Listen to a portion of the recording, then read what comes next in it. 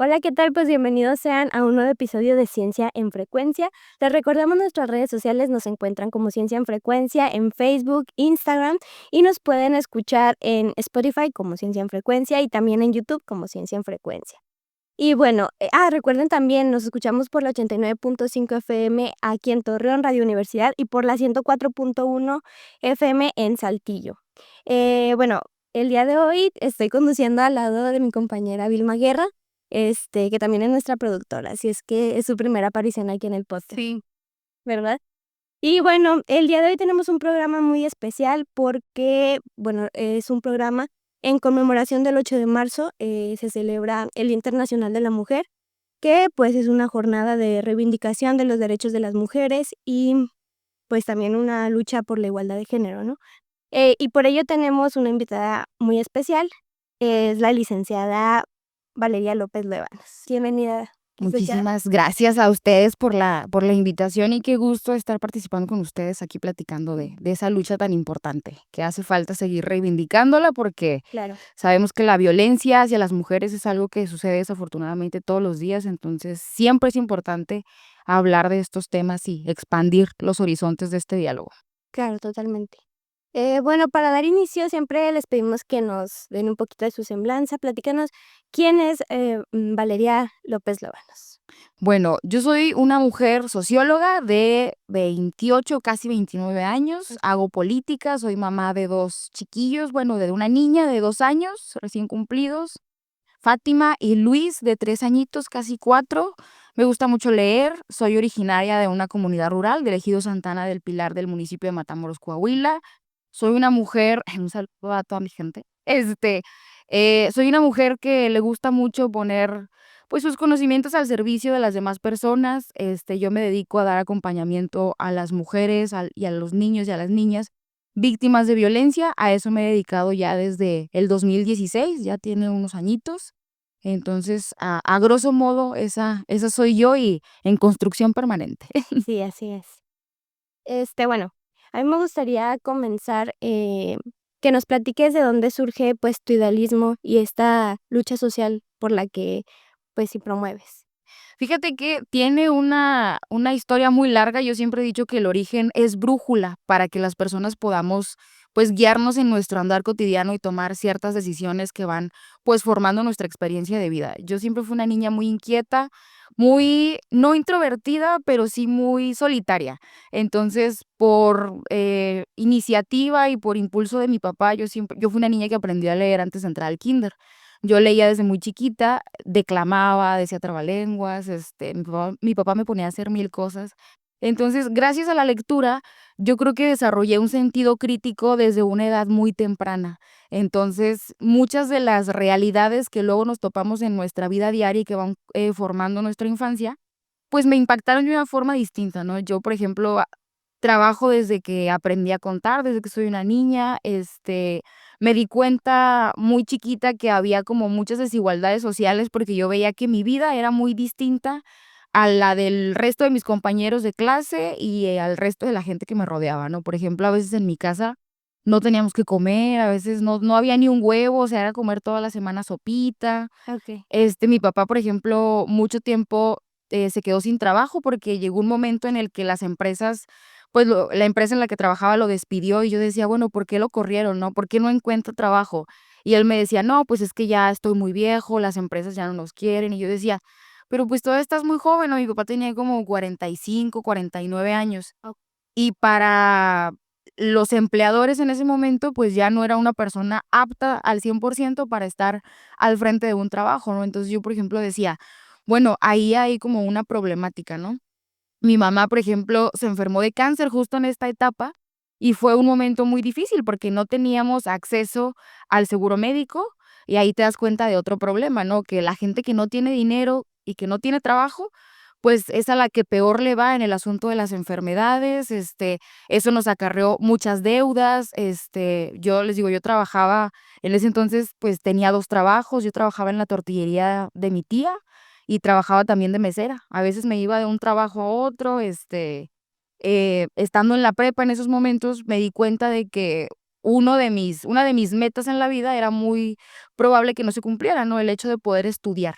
Okey. Y me acuerdo que una maestra me decía, y me explicó ahí a Marx y la estructura y la superestructura, y me decía: "Pues que hay todo un sistema que permea y que dice que la gente como nosotros vamos a tener más dificultades en la vida para poder estudiar", ¿no? Y yo no entendía lo que esta maestra me quería decir. Yo decía: "Pero, ¿cómo? O sea, ¿por qué? ¿Por qué si yo sí quiero estudiar?", ¿no? Pero yo veía y resentía las dificultades de las que esta maestra me hablaba, ¿no? Esas condiciones estructurales que Justamente. hacen que la gente de las comunidades rurales tengamos a veces menos oportunidades o mucho más dificultades. Entonces, como que a raíz de todas esas situaciones, pues me fui dando cuenta de que hacen falta en la gente como yo, que viene de donde yo vengo, Sí. pues el acceso a más derechos, que, por ejemplo, tengamos un poco de más conciencia a quién exigirle, ¿no? Porque luego muchas veces decimos, pues así es la vida y así nos tocó y ya ni modo, ¿no? Pero sí se puede modificar un poco la situación, ¿no? Sí. Yo empecé a participar directamente en la defensa de los derechos de las mujeres, porque desafortunadamente yo fui víctima de violencia. Yo tenía una relación de unión libre pues en ese entonces mi pareja, Sí. y él empezó a ejercer violencia, primero psicológica, luego Híjole. sí, que ahí es cuando empieza uno como a, pues, que se te baja la autoestima, te empiezan a aislar, luego no platicas de eso con absolutamente nadie, piensas que son como ideas de tu cabeza, porque mucha gente te dice: "Es que él es muy bueno, es que te trata muy bien", porque Ujú. mucha gente no ve lo que estás viviendo, ¿no? Claro. Entonces, la violencia llegó a un extremo en la que se convirtió en, pues, violencia feminicida. Esta persona me rompió una costilla, me ahorcaba, no me dejaba salir, infinidad de cosas, ¿no? Entonces, cuando yo me uno al movimiento feminista el 24 de abril del 2016 en una marcha que organizó una colectiva que en aquel entonces era Activistas Feministas, en la que luego participé, había un programa en el que las madres poderosas, mujeres que perdieron a sus hijas víctimas de la violencia feminicida, narraban cómo fue la violencia que sus hijas vivieron, ¿no? Entonces, yo escuchando a las madres poderosas dije: "Es que están narrando mi historia, ¿no? O sea, es que, pues, estoy viva de milagro". Entonces, ahí yo me politicé mucho en el asunto de la violencia hacia las mujeres, porque yo le digo a mucha gente, cuando tú volteas a ver la realidad de las mujeres que sufren violencia, ya no puedes, no verla. O sea, una vez que ya la viste, ya no la puedes desver. O sea, te topas con esa violencia ya todo el tiempo, ¿no? Una vez que la empiezas a identificar, dices: "Es que esto no está bien, esto es violencia", ¿no? Algo que normalizabas, lo empiezas a ver de forma más clara. Claro. Entonces, pese a que yo en ese momento seguía con esta persona porque ya había desarrollado mucha dependencia emocional, pues, a la par de que yo estaba viviendo mi proceso de salirme de esa relación de violencia, pues, yo me dediqué a acompañar a otras mujeres, ¿no? Para que no vivieran un proceso como yo lo estaba viviendo, sola, aislada, donde mucha gente me decía: "No, pero es que no lo denuncies, ¿para qué lo vas a denunciar?". Y minimizando muchas de las cosas que yo vivía, ¿no? Entonces, yo decía: "Yo no quiero que eso le suceda, pues, a otras mujeres", ¿no? Entonces, realmente, luego, como reza el dicho feminista, muchas mujeres nos hacemos feministas y acompañamos la lucha por los derechos de las mujeres por nuestra propia historia, porque fue algo que nos impactó directamente y decimos: "Pues, no quiero que le pase esto a el resto de mujeres que están alrededor de mí", ¿no? Entonces, Entonces, de ahí es viene. como una red de apoyo, ¿no? Me imagino, o sea, justamente para superar todos estos, pues, traumas que te genera, justamente la propia historia de uno, pues, una red de apoyo es lo que más necesitas, yo creo que en ese momento, ¿no? Entonces, me parece muy admirable de tu parte que, pues sí, justamente les des apoyo a estas mujeres que tanto, tanto lo necesitan. Y fíjate que eso es bien importante, ¿no? Yo, por ejemplo, a veces que platico con funcionarias y con funcionarios, yo les digo, cuando una usuaria a mí me cuenta su historia, yo le comparto la mía, Ujú. para que vea que se puede llegar a otro sitio, ¿no? Porque muchas veces cuando estamos inmersas en la violencia, yo siempre les pongo el ejemplo de que yo me sentía como un pececito en una pecera, o sea, estaba yo en esa pecera y esa pecera estaba llena de mugre, estaba llena de moho verde, y yo no me daba cuenta, ¿no? Porque yo estaba nadando permanentemente en lo mismo. Normalicé todo eso y para mí eso era normal, era lo cotidiano. Cuando a mí me sacaron de esa pecerita y yo vi desde afuera dónde estaba, dije: "Yo no quiero volver ahí". Y aunque regrese a esa situación de violencia, muchas veces, porque yo fui y vine de esa relación muchas veces, yo le digo a las mujeres, uno cuando va y viene, no regresas a esa relación siendo la misma persona. Y cuando tú le cuentas a esas mujeres también lo que viviste, pues les das ánimos, ¿no? Y generas confianza para que vean que pues no están solas, ¿no? Porque a veces da mucha vergüenza. A mí me daba vergüenza pues que supieran que yo estaba viviendo violencia, ¿no? Porque al exterior mucha gente me decía: "Pero, ¿cómo? Si tú te ves así ya sano, o sea, no se ve que seas una mujer a la que le puedan hacer eso", ¿no? Sí. Pero la realidad es Estabas otra. muy pequeña, ¿no? Eras muy chiquita. Sí, tenía yo 19 años, 18 años, entonces, pues, justo, no tenía yo una red de apoyo, ¿no? Entonces, el decir el decirle a otra mujer: "Aquí estoy, no estás sola, no te juzgo", creo que es muy importante, ¿no? Porque yo en ese momento, por ejemplo, me sentía muy juzgada, Ujú. porque decían: "Es que ay, estás bien mensa, o sea, si ya te fuiste de esa relación porque te pegaban, pues, ¿para qué regresas?", ¿no? No, pero no es tan fácil como decir: Pues "Sal de ahí, amiga". no, porque, por ejemplo, yo era una mujer que no tenía hijos, Ujú. que era estudiante universitaria y pues no me ataba en sí, aparentemente, nada a esa relación, ¿no? Más que la dependencia emocional, que es un gran problema y a veces muy minimizado. Pero hay mujeres que tienen hijos en común, que dependen económicamente de esos hombres y que yo, por ejemplo, yo a veces decía, ¿no? Yo solita, a la mejor donde quiera quepo, ¿no? O sea, una amiga me puede dar asilo 3 días, así como antes me recibían, ¿no? Claro. Este, pero pues ya una con hijos, la verdad es que la piensas mucho. Digo, ahora que soy madre veo también todas esas dificultades y digo, es que no es fácil. La verdad es que no es una cosa sencilla y por eso les digo, urge más sensibilización respecto a este tema porque todavía hoy en día, aunque creamos que hay muchos avances en los derechos de las mujeres, la gente sigue diciendo que es nuestra culpa, Sí. que elijamos bien a nuestras parejas porque entonces, uno Por tiene eso la pasan las cosas. sí, uno tiene la culpa de lo que le hacen. No, pues no, para nada. Sí, que de hecho eso es parte del sistema patriarcal, ¿no? Absolutamente. Sí. Y mencionabas hace un momento, la maternidad. Me gustaría que nos compartieras un poquito cómo ha sido tu experiencia, justamente en lo que es la maternidad.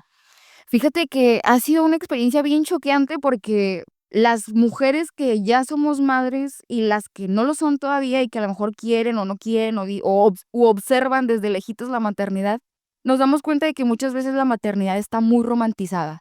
Y es que los hijos son lo máximo y son la luz de tu vida y te venden la maternidad como un estado idílico, ¿no? Así como que, ay, o sea, las Oh, mujeres, wow, se super sienten completas cuando son mamás. Y no es que no sea cierto que nuestros hijos son lo máximo y que son la luz de nuestros ojos, o sea, yo daría mi vida por esas criaturas, sí. todos los días, aunque reniegue y lo que sea, Sí. lo haría. Pero yo siempre he dicho que la maternidad muchas veces es un espacio muy solitario para las mujeres, porque vives un duelo permanente de lo que eras y en lo que te estás convirtiendo. Muchas veces a las mujeres nos dicen, es que todo regresa a su sitio, ¿no? Pero la verdad es que no es cierto. Y también yo creo que es bueno que nosotras sepamos que no regresamos nunca a ser lo que éramos, ¿no? Porque nuestra disposición del tiempo no vuelve a ser la misma. Tus prioridades cambian absolutamente. Si antes tu prioridad eras tú y a lo mejor te gustaba mucho andar arreglada, si te gustaba mucho dedicarte completamente a tu vida profesional y a tu desarrollo y querías hacer una maestría Sí. o te gustaba mucho estar haciendo X cosa, pues esa disposición del tiempo cambia absolutamente, ¿no? Y ya no regresa a ser la misma, porque la crianza, pese a que los hijos vayan creciendo y puedas tener un poco más de tiempo libre, las exigencias van cambiando y los obstáculos y el crecimiento que tú como mujer tienes que obligarte a tener para ejercer esa crianza es muy exigente. Sí. Entonces, yo le digo a las mujeres, ¿no? Sí tenemos que asumir que ya no volvemos a ser las mismas, ¿no? A mí me explicaba mi psiquiatra, porque a raíz de la maternidad yo tuve que ir con la psiquiatra, con el psicólogo, porque uno sufre un desequilibrio y un desajuste desde la bioquímica de tu cerebro. Y mi psiquiatra me decía, no, es que químicamente el cerebro de las mujeres ya nunca vuelve a ser el mismo, ¿no? Mm. Por ahí hay un documental en Netflix que habla de que cuando las mujeres o los hombres se convierten en los principales cuidadores de los niños, de las niñas, se te desarrollan unas amígdalas como que se abren Okey. y ya no regresan, ya no se cierran nunca, ¿no? Ya no regresan a hacer lo mismo. Porque ya estás así como que en una hipersensibilidad de el cuidar a un infante. Pregúntale a cualquier mamá cómo le hace para escuchar que su hijo ya se despertó a pesar de que el niño está a 2 habitaciones de ella es la constante hipervigilancia, ¿no? Entonces, Claro. pues ya no regresas nunca a hacer lo mismo, ¿no? Es muy difícil a veces el ejercer una crianza, más porque el rol social impuesto y generalizado en la sociedad es que las mujeres sean las cuidadoras principales de los hijos y de las hijas. Y entonces la carga mental es muy difícil, ¿no? Porque actualmente a las mujeres se nos exige demasiado, se nos exige llevar una vida profesional, porque si no, no somos exitosas, porque si no, no nos estamos desarrollando profesionalmente y a lo mejor es algo que queremos seguir haciendo, Sí. pero también nos juzgan si abandonamos a los hijos, si los dejamos al cuidado de otras personas. Si a los niños les pasa algo, inmediatamente la principal responsable es la mujer. Sí, y que hay que decirlo, ¿no? No es la misma carga justamente emocional que se le impone a los hombres.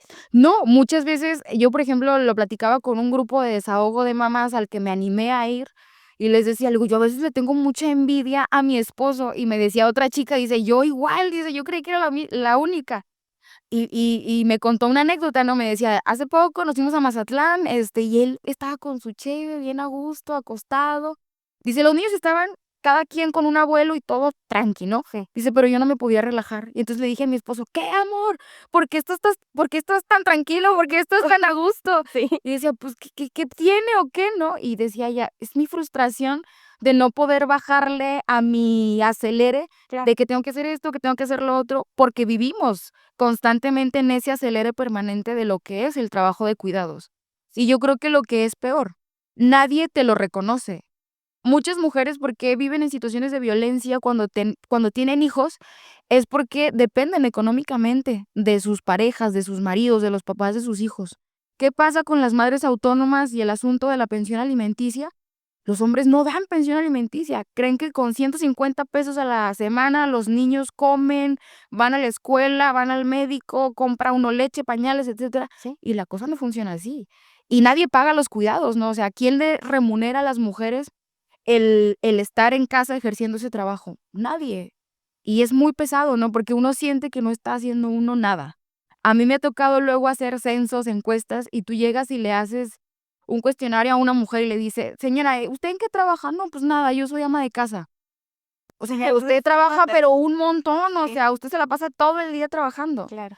Y la verdad es que eso, yo reivindico mucho que la maternidad es un espacio súper exigente de trabajo, 24 horas al día, Ujú. los 7 días de la semana, los 365 días del año, sin descansos y a veces con doble turno, porque en las noches a veces no duermes porque la fiebre, porque le duele la muela, porque le duele el oído, porque el niño quiere estar platicando de que el tiburón no sé qué, o sea, Sí.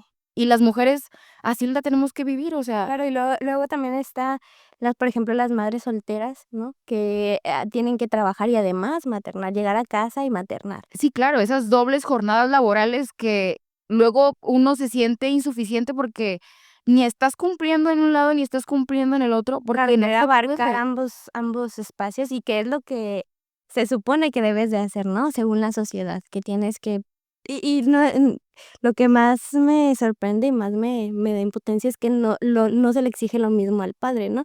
Una vez que, por ejemplo, eres papá soltero, pues tú nada más vas, das tu pensión alimenticia, ves a tu chiquillo los fines de semana y ya está. Sí, eso y eso los que a veces el fin de Sí. semana, porque a mí me ha tocado escuchar experiencias que para mí son súper violentas de mujeres que dicen: "Es que mi ex cuida a las niñas 4 horas". A mí me tocó escuchar la experiencia de una chica que dice: "Güey, es que tengo influenza, estoy súper enferma, tengo el cuerpo cortado, estoy súper deprimida, me siento súper mal, no tengo dinero, mi emprendimiento se está viniendo abajo y no tengo tiempo. Mm. No tengo tiempo porque mis hijas salen a la 1 de la escuela y es que ya, o sea, tienes que dedicar completamente a ellas". Y entonces las mujeres no tienen ni tiempo de recreación, porque el derecho a la felicidad, el derecho al ocio son eso, derechos, negados absolutamente para las mujeres, porque tienes que estar cubriendo ese tiempo en la crianza. Claro. Y del otro lado, justo, ¿quién obliga a los hombres a ejercer esos cuidados, no? Yo tengo ahora un pequeño pleito con este asunto, del el delito de la omisión de cuidados. Y estoy tratando de visibilizar mucho la parte de que la omisión de cuidados, si tú te fijas, yo que me dedico a acompañar, violencia hacia niños y a niñas, la omisión de cuidados muchas veces siempre está cargada la responsabilidad hacia las madres. Pero luego, ¿dónde están los papás de esos niños, no? ¿Dónde está la responsabilidad del hombre de cuidar que ese niño esté bien vestido, bien alimentado, pero también por él, ¿no? O sea, no es que yo ya di el dinero, que ella se haga cargo. Pues es que eso es lo más fácil, ¿no? O sea, decir, yo ya cumplí con mi responsabilidad. Pues es que ahí no termina tu responsabilidad, ¿no? O sea, No, imagínate que todas las mujeres hiciéramos eso de nomás ir y dar el dinerito, no, se nos voltea el mundo, ¿no? O sea, nos echarían la culpa de N cantidad de cosas y pues yo tampoco. eso no se nos permite a nosotras. Valeria, entonces, ¿cómo es que tú equilibras esta parte de la maternidad y también de tu trabajo que, pues, además es bastante exigente? Fíjate que yo siempre he dicho que mi experiencia en la maternidad ha sido una experiencia más allá de la emocional, que es una experiencia a veces muy contrastante, Sí. este, ha sido muy privilegiada, ¿no? Porque, por ejemplo, cuando yo sufrí depresión, cuando yo me empecé a sentir desconectada de mí misma, porque te tienes que volver a conocer como mujer, ahora tú, Valeria, mamá, pues es muy difícil, ¿no? Porque te digo, pues la mujer que yo conocía, pues se murió. O sea, ya no existe, ¿no? Hay un duelo que tienes que asumir, que tu cuerpo no es el mismo, las prioridades, el uso del tiempo, que tu trabajo tiene que llevar otro ritmo. Yo viví un acompañamiento, desde el hecho de mis partos hasta la fecha, ¿no? Porque, por ejemplo, yo en algún momento de mi vida sufrí violencia obstétrica y yo le decía al papá de mis hijos, ¿sabes qué? Es que yo no quiero volver a sufrir violencia obstétrica, me da muchísimo miedo. Y me dijo, ok, vamos a el hospital que tú elijas, ¿no? O sea, para garantizar que tu experiencia Sí. sea lo más óptima posible, ¿no? Y bueno, muchos sabemos que a pesar de que te vas a la salud privada, Sí. no se garantiza ni que no haya dolor, ni que no haya violencia obstétrica, pero bueno, algo permea, ¿no? Algo contiene.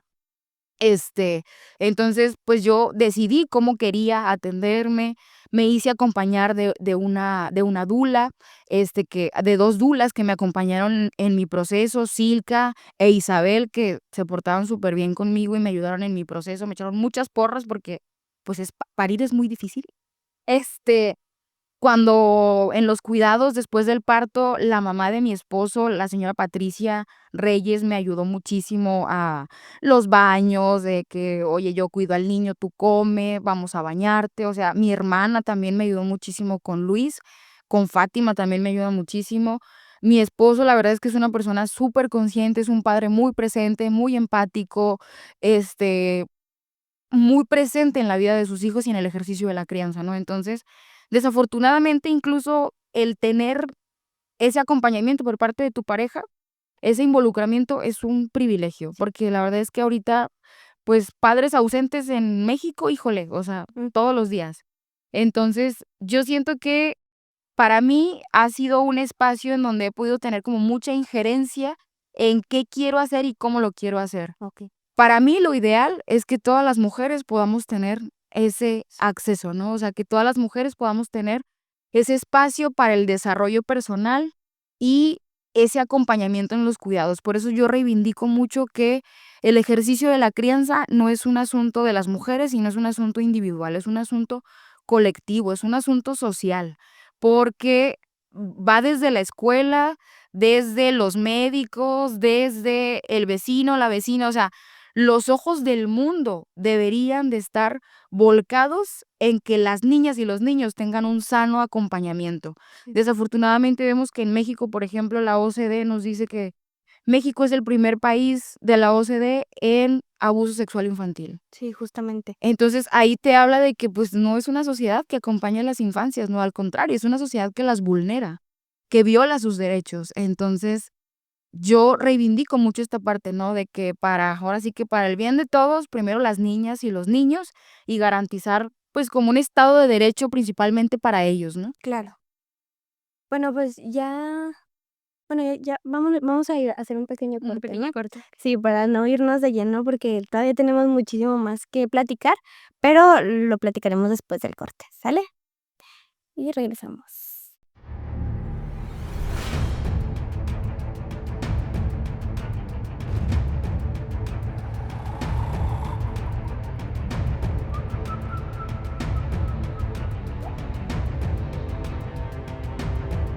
Hola, ¿qué tal? Ya estamos de regreso aquí en Ciencia en Frecuencia. Recuerden que nos pueden escuchar en 89.5 FM en Torreón, Radio Universidad, y en Saltillo, 104.1 FM. Regresamos con Valeria, quien nos está hablando sobre su experiencia sobre feminismo desde una perspectiva social, política y personal. Valeria, ¿cuál es tu diagnóstico del neomachismo y la nueva era del conservadurismo en el mundo?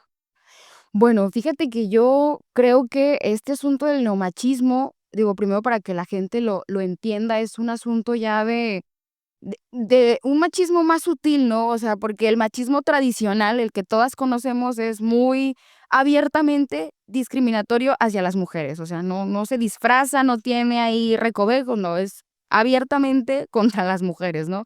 De que las mujeres no pueden hacer esto, las mujeres son menos que los hombres. Y todavía se expresa mucho en la sociedad, ¿no? Pero el asunto del neomachismo es justamente ese machismo, pero más sutil, ¿no? Como el que hace que sí apoyamos a las mujeres, pero es que también las mujeres, o sea, escogen mal a las parejas, ese machismo que luego parece que tiene un discurso progresista, pero sigue culpando a las mujeres de la violencia que se les ejerce y que está disfrazado de cierto progresismo, ¿no? O sea, entonces, yo creo que es muy peligroso justamente por el asunto de la sutilidad, ¿no? Porque luego puede ser confuso para muchas de nosotras que luego no estamos lo suficientemente politizadas en el asunto, porque nos vamos como con la finta. Creemos que sí nos están apoyando, pero luego te das cuenta de que no es cierto, no es finalmente como el mismo discurso, nada más que un poquito más suavizado y menos violento hacia nosotras. Claro. Entonces, yo creo que esta situación es muy peligrosa porque puede, justo confundir a muchas mujeres y puede confundir mucho también a la sociedad respecto a que hay ya muchos avances para las mujeres, pero, pues, tú ves que todos los días en México hay 11 feminicidios, tú ves que todos los días las víctimas del acecho y del acoso sexual, la mayoría siguen siendo las mujeres. Entonces, pues, te das cuenta de que la realidad social de las mujeres sigue siendo, pues, vivir una violencia cotidiana, ¿no? Entonces, Sí, pues, claro. a pesar de que justamente hay muchas leyes, pues, el acceso a la justicia para las mujeres está sumamente, eh pues no garantizado, ¿no? Porque es muy difícil acceder a la justicia. Muchas veces digo yo que he tenido procesos y que tengo este proceso en contra de mi expareja, que fue mi agresor, que fue por tentativa de feminicidio, pues son procesos muy largos, que hacen muchas veces que las víctimas se cansen de exigir la justicia, ¿no? Entonces, pues es una justicia y un acceso a la seguridad, pues mediano. Yo creo que hay que tener mucho cuidado justamente con el avance del conservadurismo, porque ya hemos visto que, por ejemplo, en Estados Unidos ahora que Trump llegó a la presidencia, pues ha habido discursos violentos que han provocado incluso, el asunto de esta chiquita de 11 años, Jocelyn, en Texas, que desafortunadamente, pues ella decidió acabar con su vida por el miedo de que, deportaran a su mamá, que creo que ni siquiera estaba de ilegal, pero sus compañeros y compañeras de la escuela le ejercían bullying, ¿no? Entonces, cuando hay ahora sí que una avanzada de este conservadurismo por gobiernos como el de Trump, pues avanzan mucho los discursos de odio, ¿no? Por ejemplo, vemos también Milei en Argentina, o sea, cómo amenaza con echar para atrás muchos de los derechos que las mujeres argentinas han conseguido a base de muchas luchas y de casos desafortunados de violencia que uno dice, es que tenemos que generar un mecanismo para que esto no vuelva a pasar. Entonces, creo que también en el movimiento feminista lo hemos visto con un grupo por ahí muy conocido, Las Brujas del Mar, me parece, que son grupos feministas que tienen discursos conservadores, que tienen discursos de derecha, porque el feminismo no es de derecha, no puede ser de derecha, eh, donde, pues dice uno, insisto, quienes están menos politizadas tienden a caer en ese tipo de discursos, ¿no? Tienden a seguir a ese tipo de páginas, de ideales, pues, entonces, pues, eso no es el feminismo, ¿no? Entonces, hay que tener mucho cuidado justamente con esa ideología conservadora y estudiarnos un poco más el feminismo, porque yo creo que una crítica objetiva y constructiva que yo le podría hacer a las mujeres a nosotras las mujeres en este momento en el feminismo es que nos falta mucho el politizarnos. Y ojo, no partidizarnos, porque eso es una cosa distinta, politizarnos, ¿no? el cómo construir rutas para poder exigir nuestros derechos, el cómo poder garantizar que ciertos mecanismos que ya están se garanticen, porque el Estado siempre va a hacer lo posible por no cumplir con lo que ya él mismo estableció, ¿no? Entonces, nosotras tenemos que armarnos de muchos elementos y aprender sobre muchas cosas para poder ejercer realmente el derecho a una vida libre de violencia. Totalmente. Valeria, para aquellas que nos están escuchando ahí, en casita, el neomachismo o micromachismos, platícanos o danos ejemplos de estos micromachismos justos. Fíjate, yo a veces no me gusta llamarlos micromachismos. Yo sé que mucha gente los ubica, Ujú. claro, porque pues tenemos que dar un concepto como para ubicarnos en lo que queremos decir, Sí. pero estos machismos, estos micromachismos, son ejercicios de la violencia cotidiana, ¿no? Que tienen que ver mucho con los prejuicios, los estereotipos de género, los roles de género hacia las mujeres, ¿no? Por ejemplo, el hecho de que, ay, es que si te cela es porque te quiere. Lo vemos mucho en las relaciones de pareja. Sí. Voy a poner un ejemplo muy desafortunado de lo que acaba de suceder hace poco con Cristina en Gómez Palacio a manos de Abdiel. Por ahí empecé a leer en las redes sociales, Cristina, pues le arrebataron la vida, un acosador que era Abdiel, eh, y mucha gente empezó a culpar a la víctima por lo que le sucedió, por el hecho de que acabaran con su vida, ¿no? De que, ay, es que las mujeres no escogen bien a su pareja. Ay, es que, X cosa, ¿no? Esta persona era un acosador constante, un hostigador de Cristina. Yo estoy segura de que muchas personas alrededor quizá dicen, es que si un hombre te insiste en salir contigo es porque le importas.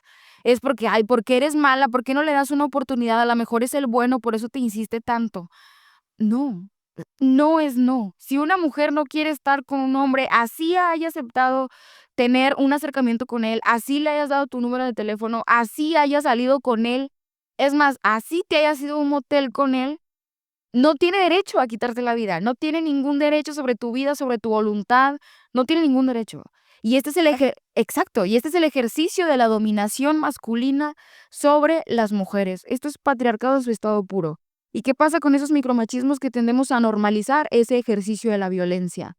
Quizá si nosotras hubiésemos a lo mejor insistido más en el asunto de que sabes que esto no es normal, esto es peligroso, no hay que normalizar el hecho de que una persona se aparezca en tu casa aunque tú no la hayas invitado, no hay que normalizar el hecho de que esta persona te esté llamando cuando tú ya le dijiste que no quieres recibir llamadas suyas y verlo como violencia y no como algo, como un cortejo normal.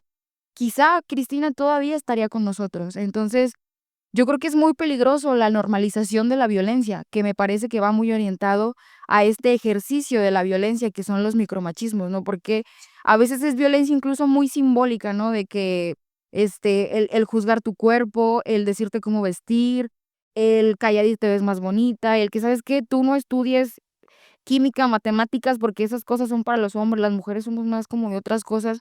Todo eso es el ejercicio de la violencia sobre las mujeres, el decir cómo comportarnos, cómo actuar, que sí, que no. Todo eso lo vamos normalizando. Y entonces cuando ocurren situaciones como esta, no alcanzamos a percibir el grado de violencia al que podemos estar expuestas y suceden cosas como las que desafortunadamente le sucedieron a Cristina. Entonces, a mí me parece muy peligroso ese ejercicio de la violencia porque justamente, ¿no? Normaliza esa violencia cotidiana que puede llegar a niveles de extrema violencia. Claro, como dices, es un parteaguas incluso para llegar a otro tipo de violencia, pues, todavía peor, creo.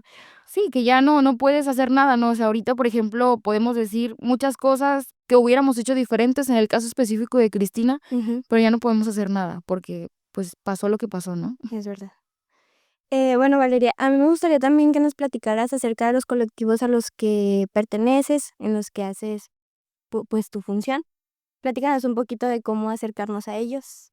Bueno, ahorita yo estoy dando acompañamiento más como en lo individual, sin embargo, a lo largo de mi trayectoria en el acompañamiento, hacia las mujeres y hacia las niñas y a los niños, he pertenecido a varios colectivos. Por ejemplo, entre ellos está Acompañantes Laguna, que es una colectiva que sigue vigente, que lucha por la despenalización social del aborto y que acompaña de manera permanente en el ejercicio de la autonomía de nuestros cuerpos y que tú tengas derecho a decidir sobre tu cuerpo. Ayuda y acompaña por si tú quieres pues acceder a un aborto, ya sea en una institución o de manera autónoma con medicamentos.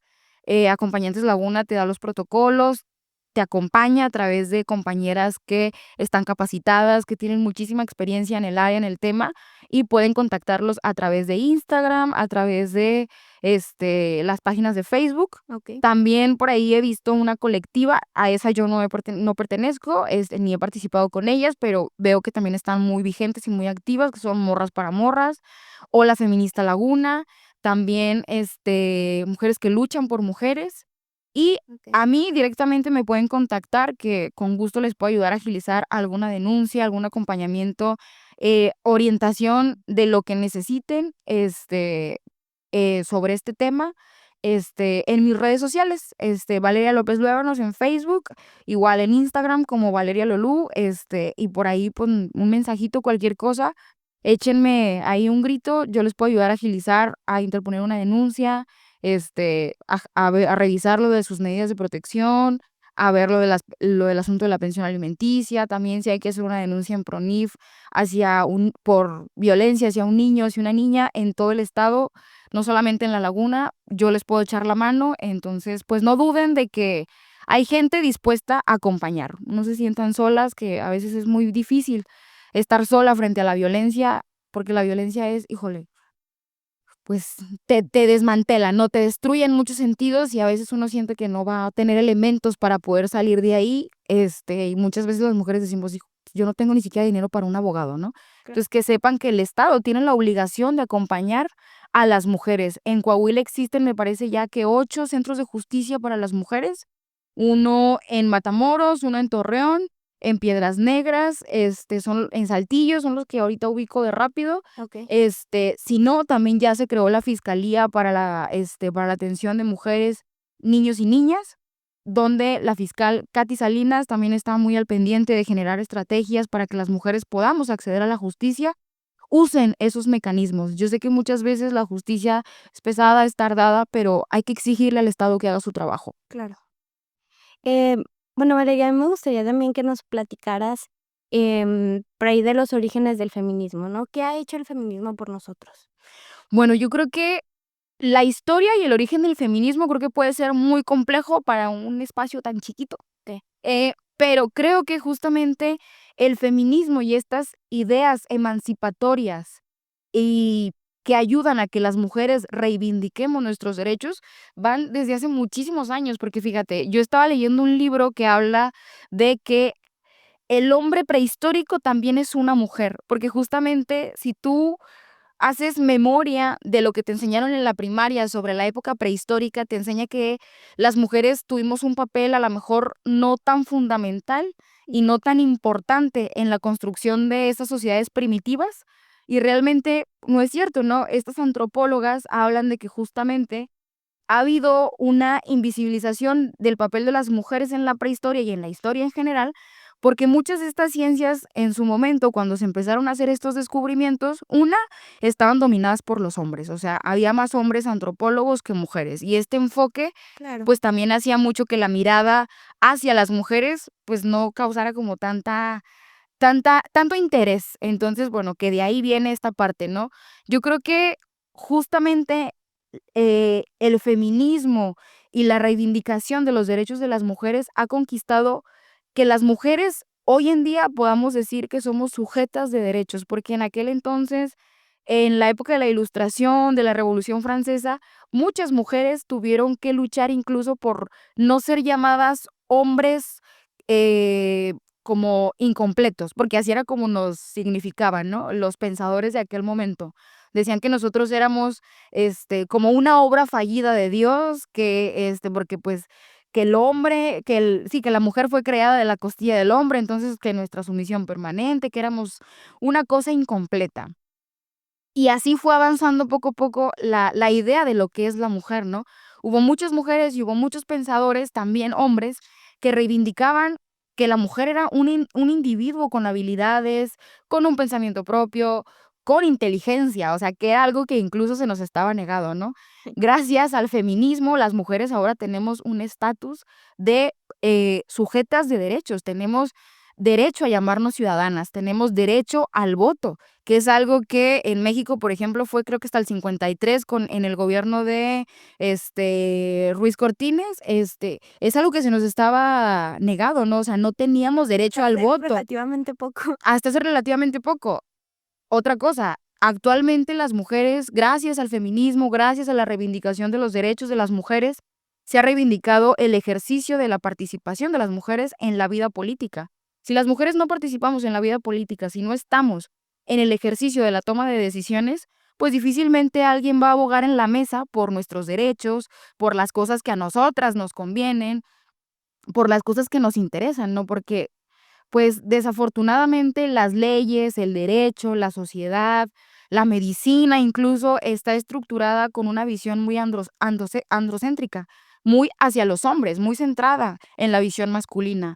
Entonces, yo creo que el feminismo nos ha abierto esas posibilidades. Una, de que ustedes y yo en este momento estemos platicando, ¿no? De que a alguien le importe que 3 mujeres estén hablando de cosas. Justamente. Porque a mí me sorprende incluso cómo la voz de las mujeres, incluso en la época romana, en la época griega, en los mitos viene muy señalado que las mujeres a la rueca, ¿no? O sea, usted váyase a la cocina, no se meta en los asuntos de la política, de la sociedad, usted no opine. Y a la fecha sigue habiendo todavía narrativas que hacen que la voz de las mujeres importe un poco menos, aunque tenemos mucho que decir y aunque hay mujeres muy inteligentes. Hay incluso esta conceptualización de el mansplaining, que es hombres explicándole cosas a las mujeres. He escuchado hasta ejemplos ridículos de mujeres que, por ejemplo, son expertas en un tema y hay un hombre que les quiere refutar esa expertise. Entonces, el feminismo te ayuda a eso, ¿no? El feminismo te ayuda a reivindicar que tú como mujer eres valiosa, eres importante, que tienes una voz, que tienes derecho a participar en la sociedad, que tienes derechos políticos, que tu vida es valiosa, porque, pues, simplemente, por ejemplo, antes a las mujeres se nos castigaba incluso el conocimiento, ¿no? Por ahí está el libro del Martillo de Brujas, cómo había incluso métodos específicos de tortura para las mujeres que tenían conocimientos en la herbolaria, en la medicina, y cómo se nos fue negado ese conocimiento, ¿no? Entonces, si el hecho de que hoy haya un avance en la participación de las mujeres ha sido gracias al feminismo, ha sido gracias a las mismas mujeres y a decir, estos derechos son míos y los voy a pelear. Y a patear la puerta, ¿no? A decir, yo no voy a permitir que alguien minimice mi voz ni invisibilice mi participación, ¿no? Porque, por ejemplo, en la política, que es un ámbito donde yo me desenvuelvo, yo les digo a muchas mujeres, a veces las mujeres en la política tenemos miedo de levantar la mano, de decir, yo sé, yo puedo, me gustaría, porque tenemos miedo de que se nos juzgue como ambiciosas, a veces no creemos lo suficiente en nosotras mismas. Digo, pero no saben a cuántos hombres, con respecto a esos hombres que a veces no tienen las capacidades, el grado de estudios, la experiencia, las ganas, no tienen elementos ni habilidades para decir, pues yo quiero ese cargo, ¿no? Sí, Lo levantan la mano y lo obtienen claro. porque siempre se les juzga desde una superioridad, respecto a las mujeres, ¿no? Entonces, yo creo que todavía falta mucho por hacer, pero que justo toda esa lucha que nos antecede del feminismo, esa lucha histórica, la lucha actual por la reivindicación de nuestros derechos sexuales y reproductivos, la autonomía de nuestro cuerpo, el hecho de que aboguemos por la participación política de las mujeres, nos sigue dando muchos elementos para que sigamos avanzando todavía más, porque yo difiero mucho de la gente que dice, es que ya las mujeres ya tienen muchos derechos, ¿no? Pues sí, pero ahora falta que realmente se nos garanticen, se Claro. respeten, que sean sustantivos, o sea, que no estén nada más en el papel. Totalmente. En torno al concepto de feminismo, ¿tú cómo lo definirías? Porque si investigamos en internet, hay conceptos que no están muy claros y siento que no van con el enfoque que queremos realmente en esta lucha. Yo creo que, fíjate, por ejemplo, yo tengo a veces como sentimientos encontrados con el feminismo, porque, por ejemplo, yo últimamente he sentido que nos han vendido el feminismo como muy deslactosado, como muy light, como de lo puedes adaptar a tu vida como si el feminismo fuese una cosa que tú pudieras así como manipular, y amoldarla y hacer un traje a la medida, ¿no? Y por eso yo siento que incluso muchas mujeres de derecha que están en contra de que la mujer, por ejemplo, decida sobre su cuerpo, dicen: "No, es que yo también soy feminista", ¿no? Cuando el feminismo es un movimiento político que tiene, o sea, sus fundamentaciones, que tiene esta y esta y esta y esta característica para decir: "Esto es feminismo". A la mejor te estás acercando, a la mejor lo puedes ejercer según tus posibilidades, pero el feminismo sigue siendo esta cosa.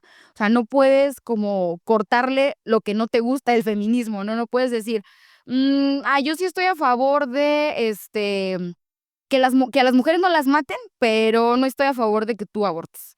Pues no, o sea, yo tengo derecho a decidir sobre mi cuerpo, ¿no? En el artículo 4 constitucional dice que las mujeres tenemos derecho a decidir sobre el espaciamiento y el número de nuestros hijos. Eso dice la Constitución. Entonces, tenemos derechos sobre nuestro cuerpo, ¿no? Entonces, no puedes andar como cortando ciertas cosas del feminismo que no te gusten. Y yo siento que en este momento existe como un poco eso, como ese feminismo deslactosado, light, que te dice, esto sí, pero esto no. No, el feminismo es un movimiento político y como mujeres tenemos que hacernos cargo también de eso y politizarnos en el sentido de decir, conozco mis derechos, los voy a conocer, voy a informarme respecto a este movimiento para poder ejercer un planteamiento crítico, ¿no? Porque también de ahí viene mucho que a veces confundamos que realmente nos beneficia y que a lo mejor nos están vendiendo como algo que quizá te beneficia, pero a lo mejor no tanto. Okey. Sí, sí, sí. Y ahorita mencionabas, por ejemplo, el aborto. ¿El aborto es legal? Está despenalizado. Okey, El aborto es legal y está despenalizado y es un derecho que se puede garantizar okey. en la Ciudad de México. En la ciudad de En la Ciudad de México. Actualmente, por ejemplo, la Corte, según tengo entendido, tomó el caso del estado de Coahuila para despenalizar el aborto, mas no garantiza como tal okey. el ejercicio del aborto, ¿no? Por ejemplo, ahorita sí hay clínicas, por ejemplo, del ISSSTE, Ujú. en las cuales, por ejemplo, en el Hospital General de Saltillo, tú puedes ir a practicarte un aborto. Sin embargo, no es algo que esté garantizado, por ejemplo, en el hospital, en todos los hospitales, ¿no? O sea, no es como un procedimiento que puedas ir a exigir que te hagan, porque no han generado como una ruta para su aplicación. Entonces, por ejemplo, una mujer puede llegar y decir, pues tengo un aborto incompleto, necesito que me hagan un procedimiento para que el aborto, pues ya, sea terminado, sea un proceso ya que concluya y ya no te meten a la cárcel. Okey, Entonces, porque antes sí era castigado, ¿no? Nosotros ahora por lo que estamos peleando es porque el aborto se despenalice socialmente, okey. que es algo que todavía está muy arraigado a nuestros prejuicios, porque, pues, vaya, si mucha gente se siente dueña de la vida de las mujeres, pues imagínate, o sea, cuando les hablas del tema del aborto, ¿no? Sí. Entonces, todavía es una idea como muy arraigada y hay mucho desconocimiento respecto a cómo es el aborto, ¿no? Por ejemplo, mucha gente dice, no, es que pobrecitos, los bebés sienten. El aborto está despenalizado hasta las 12 semanas, por ejemplo, en la Ciudad de México, pues es hasta las 12 semanas, el feto tiene un sistema nervioso, me parece que hasta las 24, 25 semanas de gestación.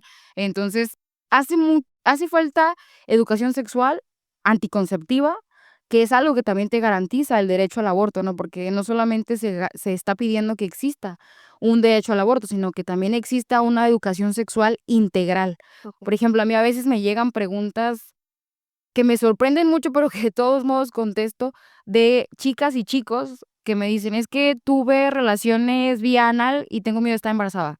Pues no, por ahí no te puedes embarazar, ¿no? Entonces, existe mucho desconocimiento sobre el cuerpo de las mujeres, sobre el ejercicio de nuestra sexualidad. Entonces, si la escuela no te está resolviendo esas dudas, pues ahí estamos fallando como sistema educativo, ¿no? Entonces, hay que generar una educación sexual menos restrictiva si queremos que el índice de aborto, de abuso sexual, que para mí es lo ideal, ¿no? Que el índice de abuso sexual baje. Cuando una persona tiene desconocimiento sobre su cuerpo, también tiene desconocimiento respecto a cómo debe de cuidarlo, ¿no? Entonces, Claro. vemos que en México las cifras de abuso sexual son altísimas. Entonces, pues yo por lo que abogaría es justamente por eso, ¿no? Un acceso a la salud sexual integral y sin prejuicios, para que podamos tener un goce pleno de la sexualidad, que también es un derecho. Claro. Y bueno, Valeria, pues ya estamos llegando, al final del programa, pero no nos queremos ir sin antes que nos des, pues, un mensaje para todas aquellas mujeres que nos están escuchando, que están pasando por algún proceso de violencia, y también para aquellas madres que, pues, buscadoras, ¿no? Fíjate que ese es un tema que a mí me duele mucho porque cuando yo me inicié como activista, yo me inicié como activista en los movimientos sociales por la desaparición de los 43 de Ayotzinapa. Ahí me di cuenta del gran problema de la desaparición en México y creo que mucha gente abrimos los ojos con ese parteaguas y con ese gran movimiento. Sí. Cuando yo quedé embarazada de Luis, no sé por qué en mi algoritmo de Facebook me salían muchas madres buscadoras, específicamente las madres buscadoras de Sonora. Y yo embarazada, o sea, se estaba gestando en mí un bebé que yo todavía no conocía y a la par yo veía a esas madres que parieron a sus hijos, que lactaron a sus hijos, que los amamantaron, los educaron, les enseñaron a caminar, a comer. Y yo decía, es que yo me volvería loca, yo no podría. Entonces, para mí, las madres buscadoras, híjole, representan una lucha súper digna en nuestro país. Yo, sinceramente, las admiro mucho. Digo, ojalá jamás hubiesen tenido que pasar por esa situación porque yo no me imagino a una madre buscando entre los escombros, levantando las piedras para encontrar a sus hijos. A mí es una cosa que me duele muchísimo y siento que ahí el Estado representa su mayor fallo.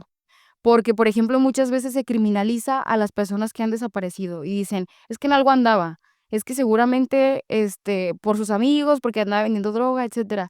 Ninguna persona, por la razón que sea, por la razón que tú quieras, aunque sea un delincuente, tiene por qué desaparecer. Ninguna madre merece no saber dónde está su hijo, porque yo creo que esa es la angustia más grande que puede existir en el mundo. Entonces, yo creo que la gente que hacemos política tenemos una deuda grandísima con las madres buscadoras. Generar más presupuesto, más, funcionarios y funcionarias sensibles en este tema, porque así como en el asunto de la violencia de género, yo estoy segura de que ellas se han topado con muchas omisiones del Estado, con mucha gente indiferente y con que a veces no hay dinero ni siquiera para sacar copias, porque es algo que sucede en los procesos de acceso a la justicia. Híjole. Entonces, híjole, para mí ese es un tema súper sensible, súper delicado y creo que ahí hay una gran falla del Estado y que pues tenemos una deuda muy grande, ¿no? A todas las mujeres que están siendo víctimas de violencia, Aquí está tu cámara, ya sé, si gustas dirigirte. pues decirles que no están solas. Yo también fui víctima de violencia, yo también estuve ahí. Y más allá de decirles que se puede salir de ese hueco, de ese sitio, es decirles que de este lado nadie las va a juzgar. La gente que juzga a las mujeres que han sufrido violencia es porque no ha estado ahí, es porque le falta sensibilidad, es porque le falta empatía. Y de este lado, las colectivas, las mujeres que acompañamos, no les vamos a juzgar. Confíen en nosotras, confíen en que podemos acompañarnos mutuamente en este proceso, porque nadie puede sola. Si ustedes luego se quejan incluso consigo mismas y dicen, es que ¿por qué lo permití? Es que ¿por qué sigo aquí? Es que ¿por qué no puedo levantarme de esta situación? Hay muchos factores que nos hacen ser víctimas de la violencia. Y créanme que la violencia, la culpa no es de quien la vive, es de quien la ejerce. Hay que deshacernos de esa mentalidad y yo creo que juntas lo podemos hacer. Confíen en su servidora, confíen en las acompañantes, confíen en las colectivas, échenos un mensajito y yo les aseguro que juntas podemos. Juntas la violencia duele menos, yo se los aseguro. A mí hubo muchas mujeres que me tendieron la mano cuando yo me sentía sola, cuando sentía que nadie me iba a ayudar y yo creo que gracias a ellas estoy viva. Entonces, déjenme ser también esa mujer en su vida, déjense ayudar también por otras mujeres porque no están solas. Yo sé que a veces da vergüenza, da mucho coraje, pero háganlo por ustedes. Si tienen hijos, háganlo también por ellos. La vida es muy bonita. Tenemos derecho a vivir, tenemos derecho a una vida libre de violencia y hay que luchar juntas porque eso sea una realidad. Ay, no, bueno, y eso es lo que nos va a dejar pensando muchísimo. Pero bueno, pues agradecerte muchísimo por compartirnos todo este conocimiento también que tienes.